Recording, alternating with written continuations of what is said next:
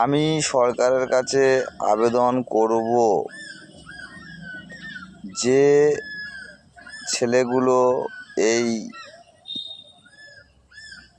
College কাণ্ডে এই মেয়েটার সঙ্গে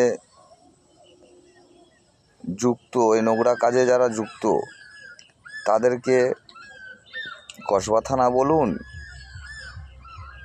আর গড়িয়ার থানা বলুন, যাই পারে বলুন, অফিসারদেরকে অনুরোধ করব, স্যার আপনারা এদেরকে ডাইরেক্ট গুলি করে দিন। আর কোর্টে তুলতে হবে না, কোর্টে তুলে কোনো লাভ নেই।